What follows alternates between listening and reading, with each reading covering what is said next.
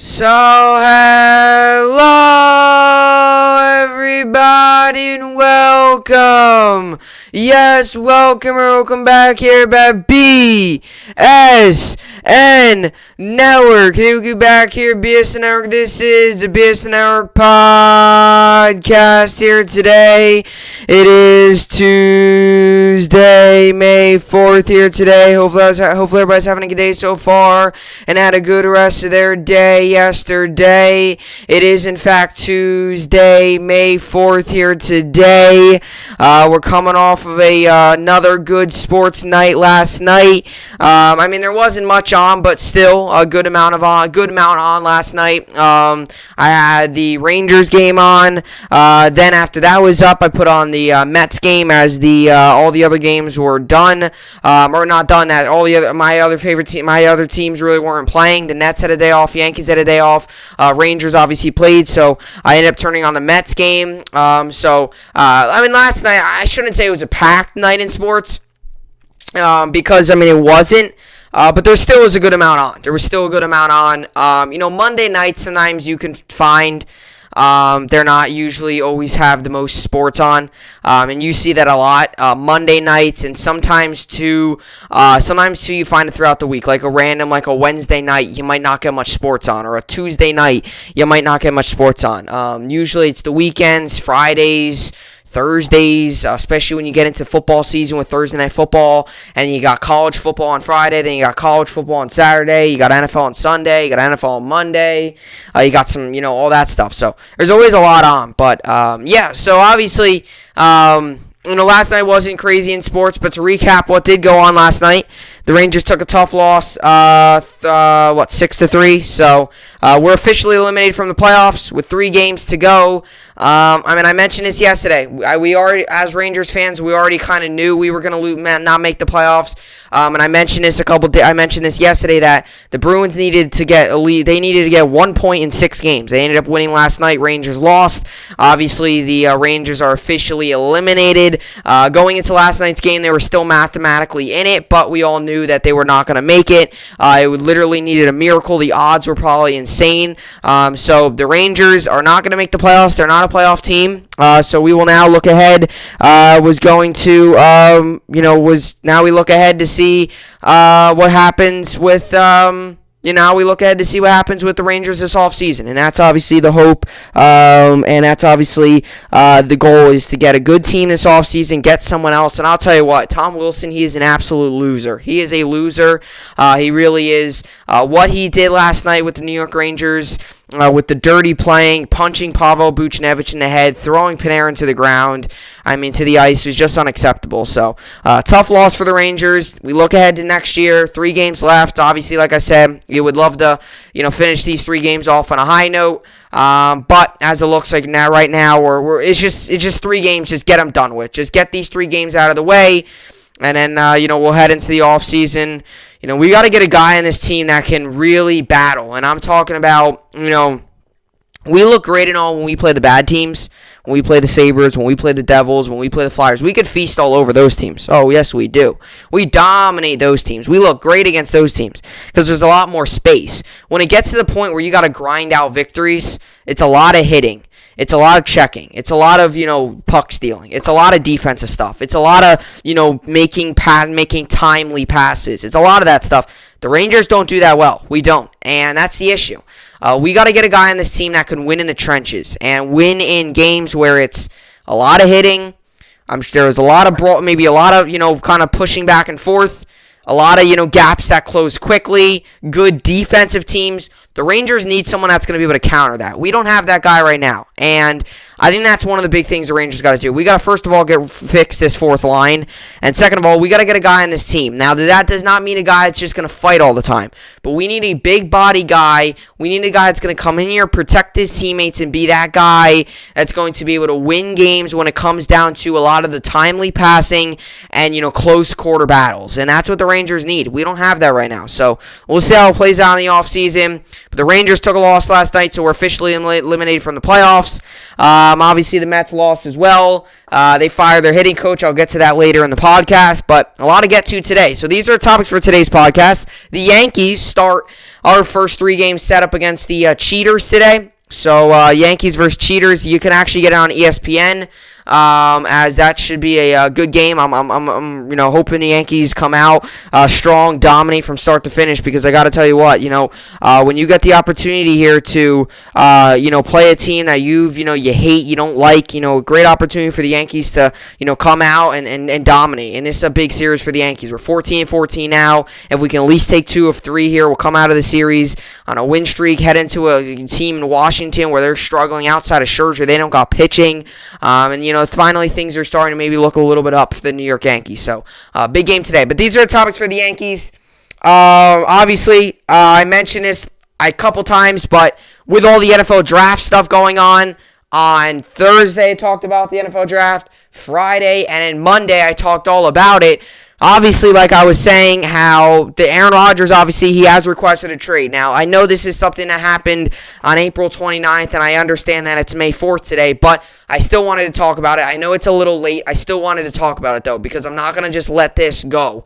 It's the truth. This is one of the biggest stories of the entire NFL right now, and if the NFL draft didn't happen that weekend, this would be probably the biggest story in the entire sports right now about Aaron Rodgers. If this thing happened any other time, then a weekend full of baseball, a lot of good basketball games out there, and then, obviously, the NFL draft, this story would have blew up. Now, it's still a big story, and I wanted to get into it. But Aaron Rodgers wants out of Green Bay. He does not want to be with the Green Bay Packers. And let me tell you something, there's been like 6-7 different stories that have come out since the original story came out. So I'm going to try to break those all down. There's stuff surrounding him and the New York Giants. I'll get into that. I don't think he's going to go to the Giants. I would put money on it that he doesn't go to the Giants, but we'll see how it all plays out. So I want to get into Aaron Rodgers. Then I want to talk about the Mets situation. Okay, I talked about the Yankees update. I kind of want to talk about the Mets. And this isn't really an update. This is how bad they are right now. They are not hitting the ball. Francisco Lindor looks lost up there at the plate. He gets up in a big moment of the game yesterday with runners on, first and second, and grounds out into a fielder's choice. Guy stepped on second. Francisco Lindor does not look good right now. He looks lost at the plate. He doesn't look good. Now, I do think he will turn it around because he's one of those guys out there that's got so much talent that is really good. He's got too much talent to just not play well. So I do believe he will get better and he will start to play well. Well, we got to see how it plays out. We got to see how, what he does, because this is a guy that cannot continue to hit in the low and in the mid ones, I don't know, $180. This is not a guy. He's getting paid $341 million to hit $180. That's unacceptable. And I want to talk about the Mets. They obviously fired their hitting coach, fired their assistant hitting coach, so they got a lot of problems right now. They are not looking good for all this team that spent all this money off season and are going to continue to spend monies in off seasons in the future here. They do not look like they are a team that is ready to make any type of playoff push, and I wanted to get into them. Then I wanted to get into the New York sports update. Obviously, finish off the podcast with the old update like I always do. We'll start it off with, obviously, the Yankees played today against the Astros. The Mets, obviously, have their second game of the 3 games set up against the Cardinals. Rangers have a day off. Nets have their second game against the Bucks here, and two straight games here against the Bucks. So this is the second game of the 2 games set against the Bucks. And if you're a fan that does not, if you're a basketball fan or anyone that does not usually get the Nets on television, they are on tonight, TNT. So that game's nationally televised. That game you can find on TNT if that's something you're interested in. Like I always say, that's why I do what I do. That's why I always tell you when games are going to be on, what channel. To the people out there that don't usually get those teams, you have an opportunity. I'll tell you what, the Nets are a fun team to watch. They're a very fun team to watch. So they play tonight as well. I was telling someone today, it's crazy. May 22nd, the NBA playoffs start. It really is crazy how quick this season has gone. So we're obviously right now May 4th, so 18 days until the NFL or the NBA, not the NFL, the NBA playoffs start. May 12th is, I believe, or May 16th. May 12th or May 16th. I don't know what it is. It might be, I don't know which. I think it's May 16th. The season comes to a close. So that's the regular season. Only a couple more weeks here in the NBA regular season, about 2 weeks here, and then we're rolling into the playoffs. And oh my gosh, am I excited for playoffs? Obviously I'm frustrated with the Rangers not making the playoffs, and the Nets have already clinched the playoff spot, so I don't have to worry. But I said, the Rangers don't make the playoffs. I'm so happy the Nets are going to make it, because I don't want to have not any playoff. At least the Nets made it. So, and I do believe the Nets will make a deep run. So, but it's crazy. The playoffs are going to last 2 months. I don't remember it being that long. I only remember the playoffs lasting a month, them starting in May and ending in June, them starting in mid-May and ending in late June. It's going to end July 22nd if it would to go all to the games. I guess July 22nd is the absolute latest it ends, I guess. If every game would to go to a Game 7 and all that stuff, it would take 2 months to get through, I guess. But still, that seems so long. 2 months for the playoffs, it seems so long. But anyway, obviously, very soon, NBA playoffs will be upon us here. So with all that being said, let's get into this. This is the BSN podcast, and let's get right into it. So Aaron Rodgers reportedly unhappy with Packers, doesn't want to return to Green Bay. So I know this story, and I always say this about my channel. I know this story is a little bit of an older story. It came out April 29th. There's been millions of different things that's came out since it. I'm going to try to break down as much as I can. I'm going to be honest with you. More than likely, I'm going to talk more about the Rodgers stuff than any other baloney that's out there about, let's look at the betting favorites. Let's look at where he could land. Let's look at the Giants. Let's look at the Broncos. What about Devontae Adams' tweet that he sent out? There's so much other shenanigans that goes with this. I don't know if I'm getting into it all. I'm going to try my best, but I really wanted to hone in onto the fact that Aaron Rodgers is requesting a trade from the Packers. He wants out. Now, he has not formally requested a trade. He has not formally went up to the Packers and has requested a trade. He has asked them to, he's told them that he does not want to play there, but he has not formally requested a trade. Now, this situation, I really feel like with Green Bay. Now, this is a big situation, and I said this earlier in the podcast. Now, this is something that if there was no if NBA wasn't really, coming down to the final couple games of the season, if the NFL draft wasn't happening over the weekend, this would probably be the biggest story in sports. But with all the NBA stuff going on, with obviously even LeBron James' return over the weekend, a lot of people were hyped up about that. Then you got even in the, New York sports, you got the Knicks who are cruising. You got the Nets who are, going to make the playoffs. You got the Jets and the Giants who just got off of drafts. Jets got their franchise quarterback, all that stuff. So if that stuff wasn't going on, this would probably be the biggest story, which I don't want to take away from that fact. This is a huge situation right now.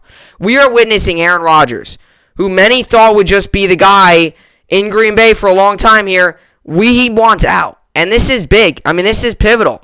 This is not as big as Tom Brady signing with the Buccaneers, because Tom Brady is the best quarterback of all time. But this is something that's definitely it catches your eye. I mean, this is something that not many NFL fans are just going to be like, oh, great. He requested a trade. Good for him. No, this is big. And I would like to say this about the whole situation. Okay, let me give you a little bit of a timeline. This all started, right? This Packers, Aaron Rodgers, I get it. He's not very liked around the league. I'm not a huge Rodgers fan myself. As much as he helps out my fantasy football team when I've had him, and as much as he had a good year for me in fantasy football last season, and I thank him for that, I don't really like Aaron Rodgers that much. Now, do I hate him? I don't know if I hate him. I mean, I'm not a Packers fan. I'm not a Bears, Vikings, or Lions fan, so it's not like I'm in his division. But he's a little odd, and I don't mean that in a bad way. I mean, he's definitely different, and there's been a lot of stories that have come out about him. Now, I would love to hear his side of those stories, just about him being in the locker room and some former teammates speaking out. And, he just seems like a guy that might not be the best teammate ever. And that's just how it is. And some players are just like that. Some players aren't. I personally like guys that are good teammates, good communicators, good leaders in the locker room. He doesn't really always seem that way, which is a little bit of an issue in my opinion, depending on if I like a player or not. But anyway, that's for a different time, if I like Aaron Rodgers or not. But the fact is that Aaron Rodgers, whether you hate him, whether you love him, whether you could care less, fact is he is asked out. He wants out of Green Bay. Now, this all started, and to be honest, I'm going to be completely honest with you. As much as I don't really like Rodgers, I don't really blame him for wanting out of Green Bay, and I'll tell you why. This has all been boiling since last year's NFL draft. This time last year, myself and many others, really the NFL world, to be honest, the sports world, because Aaron Rodgers is a big name around sports, not just in the NFL. He's a very big name athlete-wise. We were all talking about the Packers drafting Jordan Love. What were the Packers thinking? They went out, drafted Jordan Love, and you're sitting here wondering, like, what are they doing? What are they thinking? What in the world are the Packers doing trading up to draft Jordan Love? And Rodgers got asked the questions millions of times. He said, hey, I'm just going to go out there. I'm going to do my job. I'll do my best. Just going to try to win games. Blah, blah, blah, on and on and on. This all started last year. This was not something that happened in the offseason. I strongly believe this started when Jordan Love got drafted by the Green Bay Packers, because that the Green Bay Packers knew that was going to hurt them. Hey, if you draft a quarterback in the 5th round, so be it, who cares? That guy's not going to start. But the fact that you draft him in the 1st round and also traded up for him, when instead of getting Rodgers maybe a 1st-round receiver that I don't even think he's ever had a 1st-round receiver to throw to, instead of going up and getting Rodgers some help around him, you went out and drafted a quarterback for no reason. So that's on the Packers. And Rodgers into training camp, into the season, was kind of playing, and this is why I think he had such a good year last year, is because he was kind of playing like, hey, you know what? I'm just going to go out there and do what I got to do. I'm going to throw the football. I'm going to try to help my team win. I'm going to do my job. I think all Packers fans, NFL fans really realize that Aaron Rodgers' days are numbered in Green Bay. I don't know if many of us expected it to be like this, and for him to request a trade, or not want out, same thing, almost the same thing. I'm kind of retracing my words. I did say he didn't request a trade, but kind of after looking at it, wanting out is almost like requesting a trade. But it all started with that Jordan Love thing. And then they lost in the NFC Championship game, and his comments after the game created some controversy and some people that were kind of interested. Like, okay, he kind of said that he doesn't really know what the team's going to look like. He doesn't even know if he's going to be back with the team. And, some people kind of took that and were like, okay, this is kind of interesting. Like, all right. And then he obviously went on to a show, a Pat McAfee show, and kind of cleared the air and said, I didn't mean it that way. I just meant, seriously, some of these guys' contracts are up. Obviously they drafted, Love, and, who knows what the Packers are going to do with the quarterback position and stuff like that. And now Rodgers has decided, hey, you know what? I want out. Now, what has prompted him to all of a sudden want out when really last season when they drafted Jordan Love, he could have went to the GM the next day and say, hey, I don't want to be playing here. You guys obviously don't want me. And I feel like Aaron Rodgers almost in a way. And as much as I'm not a big fan of him, I got to admit, in a way, I could see where he's coming from, his frustration level with the Jordan Love. Because I think he realizes that, hey, they're kind of that like Matt LaFleur and them. They're kind of like at the same time secretly just turning their backs on Rodgers. They're kind of like Rodgers is going out there doing his thing, and the Packers are like, oh yeah, who cares? We're gonna mess him up. And sure enough, now he's requesting a trade or wanting out, and this has created a big thing. Now, my thoughts on Jordan Love is, do I really think Jordan Love's gonna be that stud of a quarterback? I don't really know. To be honest, coming out of college, I didn't know much about Jordan Love. And going into the draft, I didn't really know much about Jordan Love either. I sure knew who he was, but I didn't expect the Packers to go out and draft a quarterback just like that. Now, this creates some interesting things. Because, like I said, there's been about 50 billion different stories that have been released since the official wanting out has been announced. There's been some stuff going on about Rodgers possibly already telling the organization that he doesn't want the GM. He says he won't play unless if the GM's fired. Now, that creates some interesting things for the Packers. If the Packers decide to fire the GM, they might go ahead and say, okay, if we fire the GM, will you come back? And maybe if Rodgers says yes, then maybe they do it. But the Packers got to choose a side here. They got to choose. They got to choose. They got to choose something here, the Packers. And these are tough decisions in sports, but they happen. It's almost like in Pittsburgh with the Steelers right now. They're in the same situation. They got to choose. They're eventually going to have to lean towards one way because Roethlisberger's eventually going to retire, but they're going to have to choose. Do we want to roll with Roethlisberger, or do we want to just completely strip this thing down and start over? The Jets had to make a decision this season. Did we want to go with Darnold, or did we want to go with Wilson? They obviously chose Wilson. And now the Packers got a decision. Obviously, if Rodgers wants things to be changed in the front office, if the Packers, instead of going through the hassle of doing that, they might just go ahead and say, hey, you know what? We're turning to Jordan Love. Rodgers, you're out of here. Now, do I think Rodgers is going to get traded? Personally, I don't think so. And the reason I say is because I've seen this too much in sports, where a guy or some team will come out and ask a trade, and he won't get traded. For example, Deshaun Watson. He's wanted out really since the season ended. We've been talking about Deshaun Watson wanting out since January. It is now May 4th on a Tuesday, and Deshaun Watson still hasn't been traded. I feel like this is what the Aaron Rodgers situation is going to turn into. It's going to be a whole lot of rumors, a whole lot of conversations, and I have an odd feeling when we get to the point where we're at week 1 of the NFL season, I have a really good feeling that Rodgers will be the quarterback for the Packers. Now, whether that is on the roster and not starting, or not starting and being a backup, whether he's playing but not, very well, could be expecting a trade, I don't know. But I'm going to tell you what, if the Packers are going to trade Rodgers, they're going to want a lot in return. They're going to want a lot. They're going to want a lot of guys in return. They're going to want a lot in return. So let's get into Aaron Rodgers reportedly unhappy with Packers, doesn't want to return to Green Bay. We'll get into this. Aaron Rodgers' comments after the NFC Championship game were in a heat of the moment incident after all.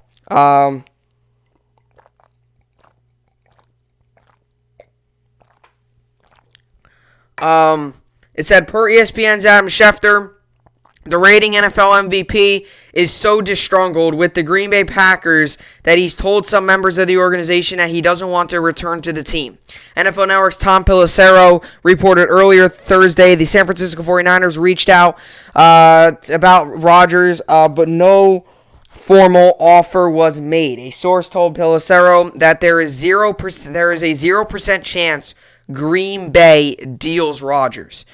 And per NFL reporter Trey Wingo, the Packers told Rodgers they were going to trade him this offseason, but then backed off. He informed with them within the last week that he won't return regardless of whether he gets dealt. According to Schefter, the Packers were aware of Rodgers' feelings after and have sent head coach Matt LaFleur, President Mark Murphy, and general manager Brian Gutekunst to meet with their star quarterback individually this offseason. As we stated since the offseason ended, we are committed to Aaron in 2021 and beyond, Gutekunst told Schefter. Aaron has been a vital part of our success, and we look forward to competing for another championship with him leading our team. Per Schefter, the Packers have offered to extend Rodgers' contract. His deal runs through the 2023 season, which is interesting because why would you draft Love if you're interested in getting rid of him? And that's the issue here. Not saying this isn't true, but there's too many holes to this. Like, there's got to be more to this. There's got to be someone on some end of the stick, whether this is Rodgers or the Packers front office. They're either not that they're lying, but they're not telling the full truth. They're not telling the full truth. There's something missing with this story. And this line says it all. The Packers have offered to extend Rodgers' contract. His deal runs through the 2023 season. Why would you extend his contract? A, he's 38 years old. He's getting older. Now, he's still playing at a high level. He won the MVP last season, but still he's 30 years old. I wouldn't extend his contract.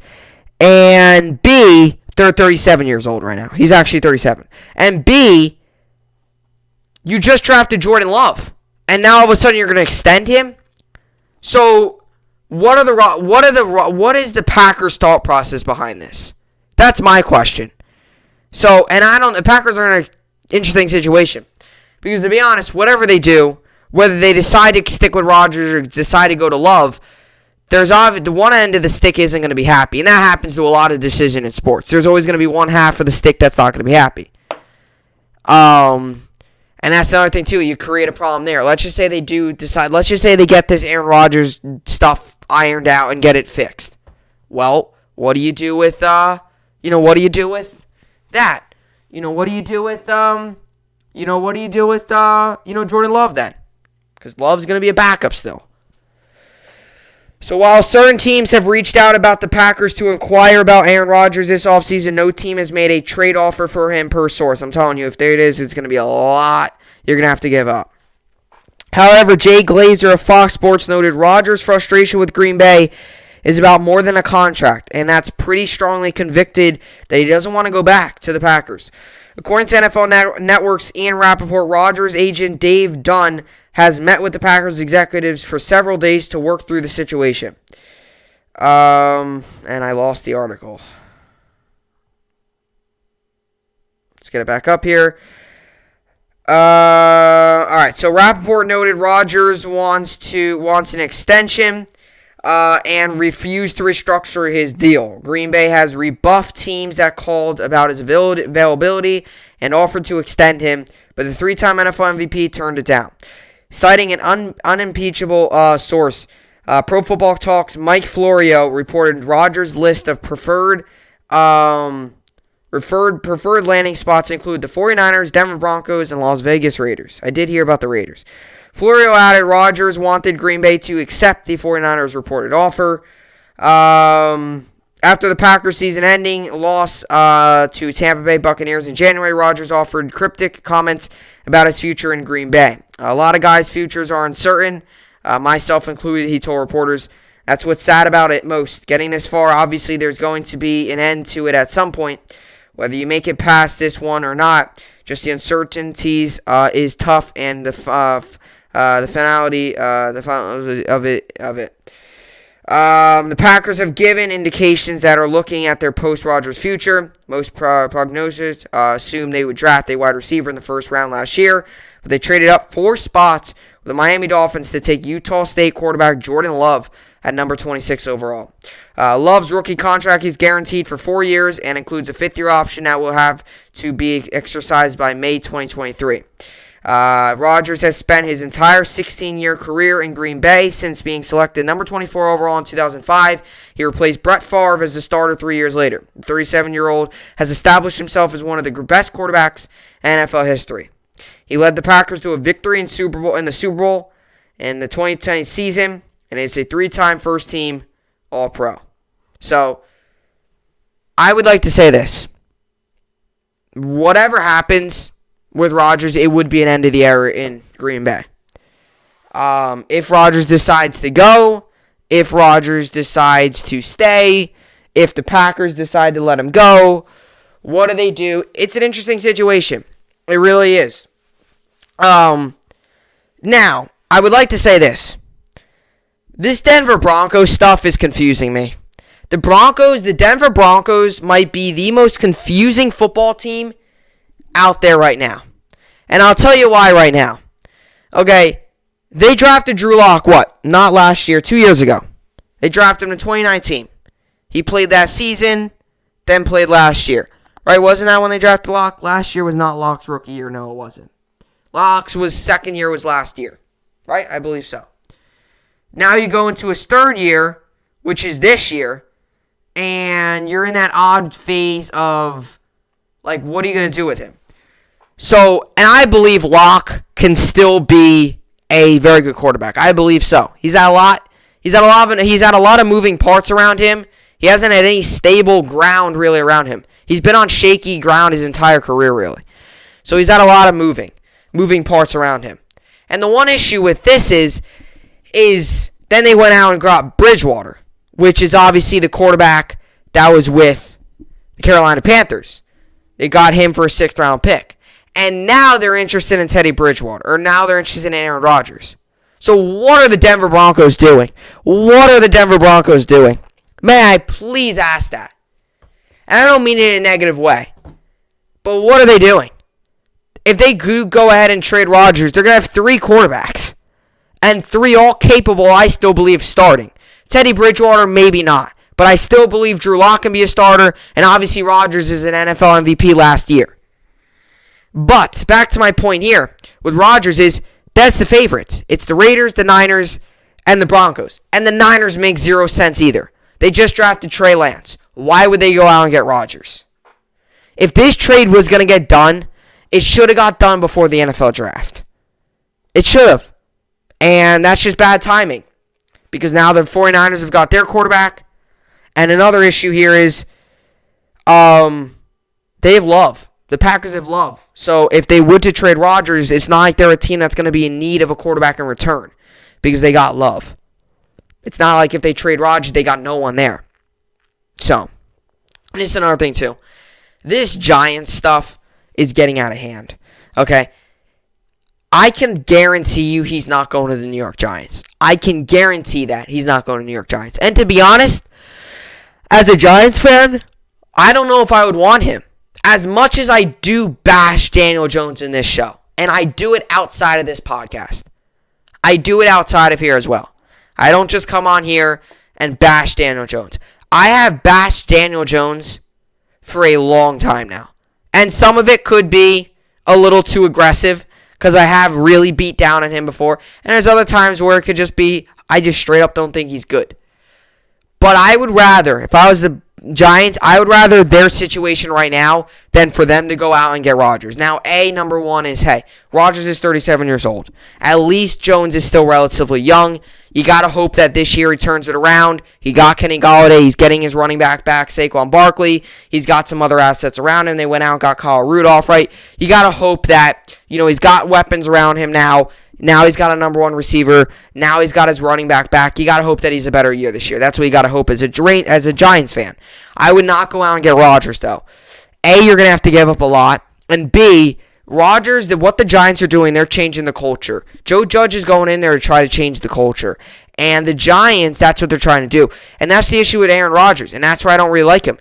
A lot of it's got to revolve around him. A lot of what the team does has got to be him. He's got to make the decisions. He's got to decide whether they do this. That's the issue. He can be a culture destroyer. I don't care how good he is. He can be a culture destroyer. He can. And the Giants, for a team that's young and got still some young guys, it would be the worst thing to go out and get him. Because it's a culture destroyer. It's a guy that literally wants to run a team by himself. And that's not the answer. So they got to figure out a way here. Whatever they decide to do, whether the Green Bay Packers decide to trade Rodgers or not, it's going to be big. And I don't know what they're going to do, but it's going to be big. Now, I don't think they will trade him. And if they trade him, I could see it to the Raiders. And the reason I say this is because when Jordan Love got drafted, I remember a lot of people were talking about Rodgers and the situation revolving around him. What's going to happen with him? And a lot of people have said, he'll play this season. And in next year, in the next season, he had no one. He had no one. And that was one of the things where he, if the Packers got rid of him, he had nowhere to go.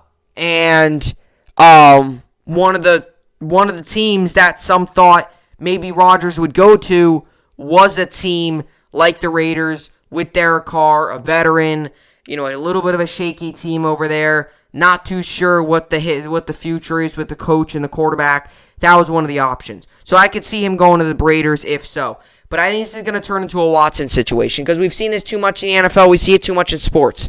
A guy requests a trade, guy wants out. All of a sudden, a team doesn't help him with that. And that's really what I think it's going to come down to. So, as much as I was talking to someone earlier about this, as much as I would like to see him get traded, not because I don't want to see him on the Packers, just because it would make things so much interesting.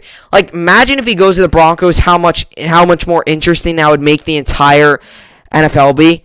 I mean, all of a sudden, you can make the argument, okay, Broncos, Raiders, Chargers, and Chiefs in the AFC West division. Or what? Are the Raiders in that division as well, I think? Raiders are in that division, so it's the Raiders, Raiders, Broncos, Chiefs, and Chargers in that division. So as much as you can make the argument of, the Chiefs run that division, if he would to go to the Raiders or if he would to go to the Broncos, that would make it so interesting. Now all of a sudden the Broncos have got to win 4 more games. Or the Raiders, same thing, right? So, as much as I don't think he's going to get traded, it would definitely create a lot of chatter around the league about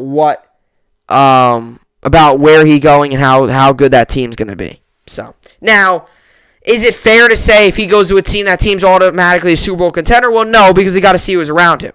I'm not taking anything away from Aaron Rodgers. But he has had some stud receivers around him. Or not really studs. I should take that back. He has had Devontae Adams. Robert Tonyan now this season. But he's never had a first-year receiver, I believe. So, we'll see how it all plays out. But definitely going to be interesting. So, coming up next, we're going to get into the Mets situation. The Mets yesterday fired their hitting coaches, Chili Davis, and their other assistant coach. I'll kind of talk about that. I'm not one to always say that firing a hitting coach is the answer when the bats can't come hot, but the Mets have decided to do that. I'm going to get into the Mets' early season struggles because they do not look like a team that is ready to come anywhere near playoffs. Coming up next.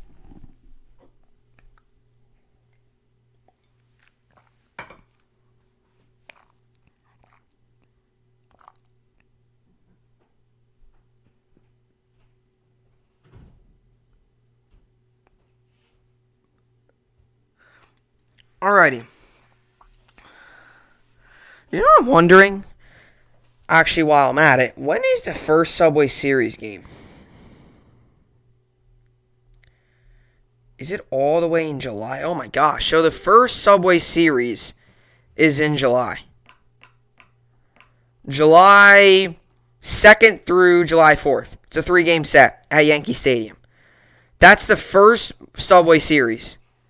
So, wow. So that's actually pretty surprising. That is really surprising. It's all the way in July. So, yeah. I was thinking, maybe, it would be cool. I was thinking, both New York baseball teams are obviously off to a little bit of a slow start. But I just got here sitting and thinking, looking at the Mets schedule. I'm like, you know what would be a spark? A Subway Series game like right now.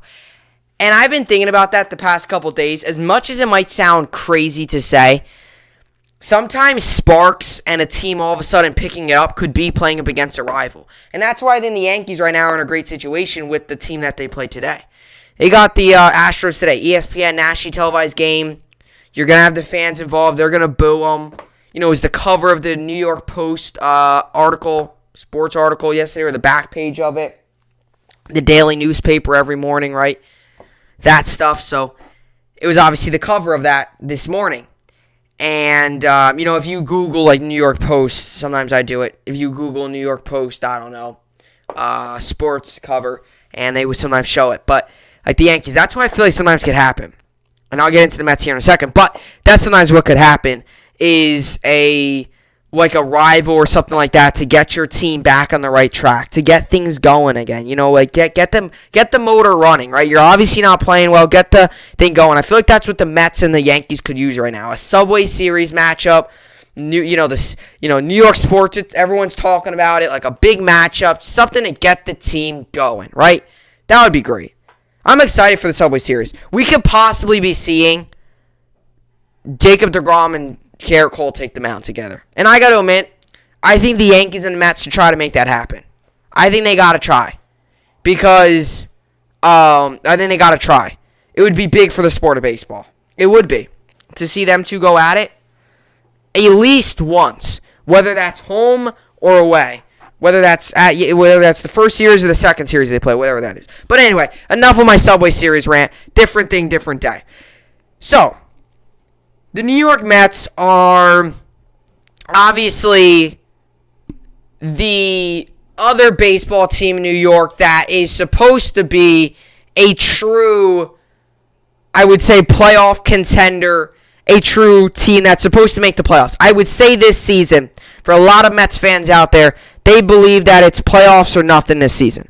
And obviously yesterday, they started up a 4-game set with the Cardinals. They obviously lost yesterday 6-5. They played today, they played tomorrow, then they finish up their road trip in St. Louis. And obviously that was in Philadelphia as well, but they finish up their road trip with a 1 o'clock game on Thursday. That's Eastern Standard Time. So the New York Mets right now are in a very bad situation. And obviously we all know, I talked about it throughout the offseason.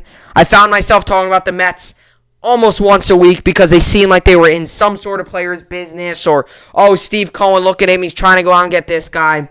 Okay. The New York Mets obviously stand right now at 11-12.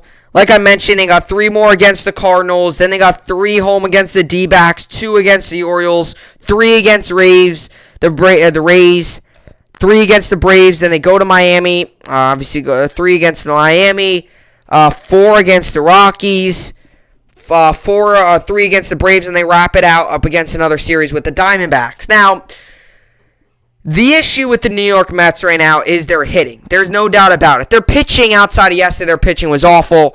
Their starter, their opener, got past like 2 2/3 innings, allowed like 6 runs or whatever. Their pitching hasn't actually been the issue, surprisingly. And there's been, in past years, it's actually at times been not only the hitting, but I've actually found that with the Mets where it's actually not been the pitching. It's kind of funny because the Yankees throughout the years, it's the pitching. It's the pitching, it's the pitching, it's the pitching. Every year it seems like the pitching's the issue. With the Mets, it's usually the hitting. Every year it's like, oh my gosh, we can't hit, we can't hit, we can't hit. And it's the same thing again this year with the New York Mets. They can't hit. And their bats are quiet. Mainly Francisco Lindor, who arguably is maybe the face of the franchise. Jacob deGrom probably is, but definitely a big name around that New York Mets team. And they right now, for all the talent they got on that roster, Brandon Nimmo, Jeff McNeil, Francisco Lindor, obviously the pitching staff is loaded. Then you got guys like J.D. Davis and Michael Conforto and all those guys. James McCann behind home plate. With all that talent, they are 11-2 right now, and they are in 3rd place in the worst division in baseball. And I will tell you why it's the worst division. The best team right now is 12-12, and that's the Washington Nationals. That is a very weird division. Now, the New York Mets right now are 4-6 in their last 10. I wanted to show you this. The Mets, with their loaded offense, they've only scored 76 runs this season. The Texas Rangers have scored more than them. The Colorado Rockies have scored more than them. Now, let me tell you, to be fair, the Rockies have, played 28 games. The Mets have played 11, 12, that's 23 games. So they have played 5 more games, but the Mets have only scored 76 runs. Now, the Mets have only scored 76 runs. And look at these other teams. The Yankees, 110.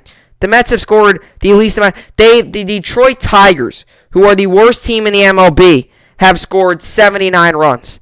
The Mets have only scored 76 runs. That's been the issue with the Mets, and it's been the issue with the Mets for the past couple years. Can we score runs, and actually even score runs with runners in scoring position?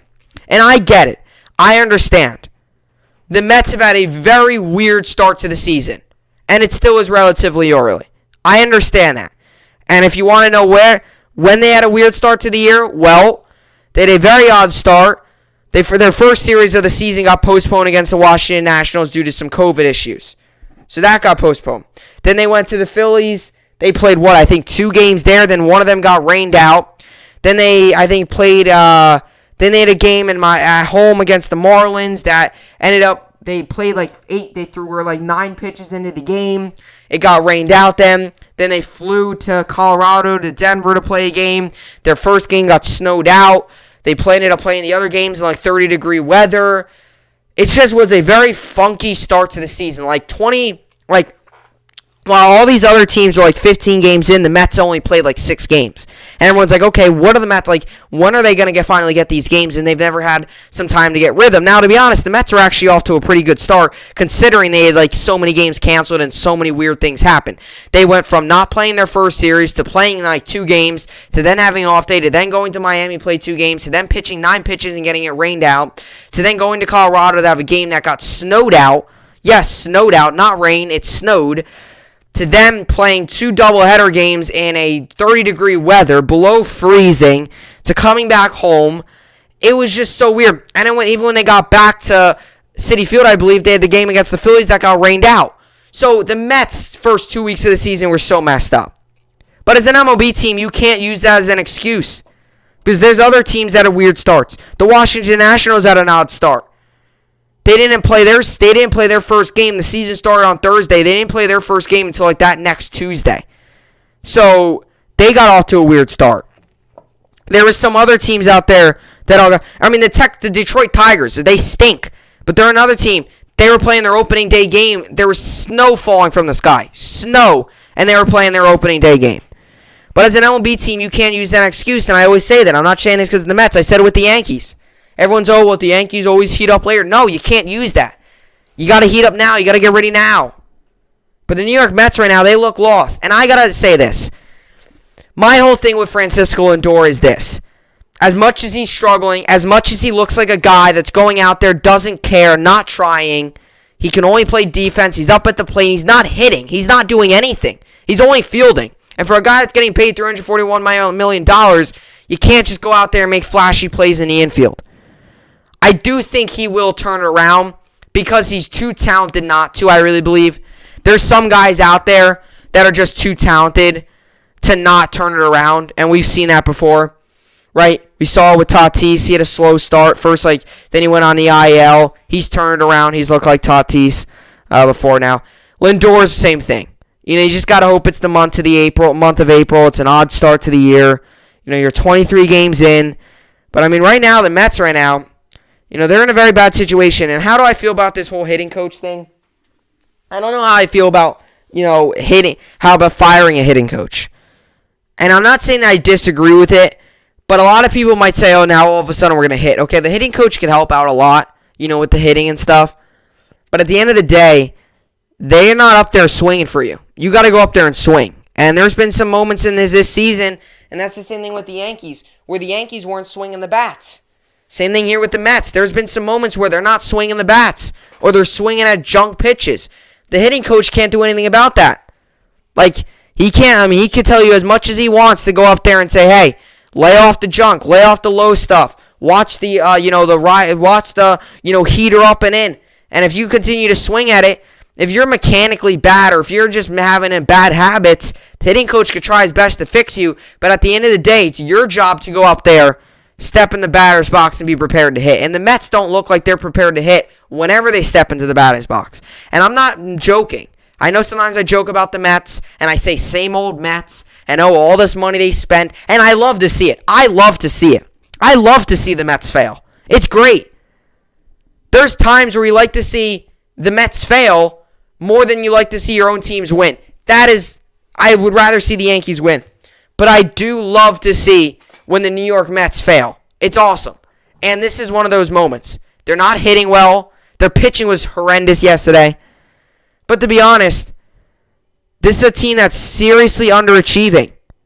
And they've got serious issues right now. And they got to find a way to get out of it. Because right now, when arguably the biggest name in baseball is batting 163, 14 strikeouts this season, and his run when he's up with runners in scoring position has been terrible. Now, let's be honest. There's been some guys that have been hitting well. Brandon Nimmo, he seems like he's always on base. He's been batting .318. Pete Alonso's had a great start to the season. He's batting .282. I think he had a couple doubles yesterday as well. He's had 5 home runs, leads the team. He leads the team also in RBIs. He also leads the team in hits with 24. Let's be honest.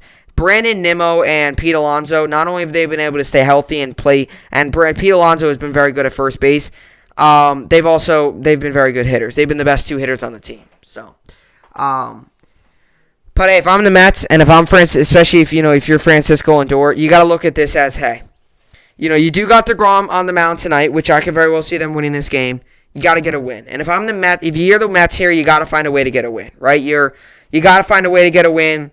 You got to just hope you can at least take 2 from this series, and just hope that you can, end this series on a high note, head back to New York on a winning note, go play the Diamondbacks, who, are a Met team as well. They're 15-13. Then you get the Orioles home. Those are two big opportunities. Just take advantage of it, right? That's what the Mets got to try and do here.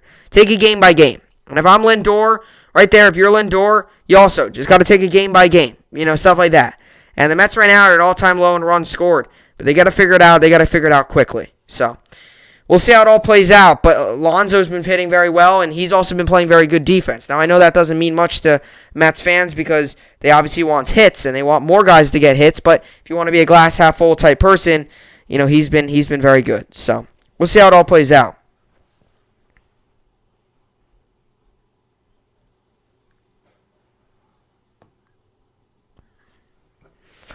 Alrighty, so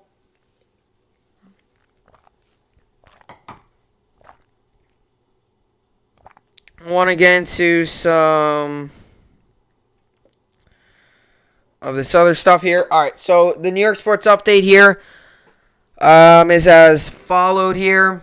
Yesterday in the NBA, the Lakers won, Jazz won, Knicks won, 76ers won, Hawks won, Warriors won, Wizards won, and Magic won.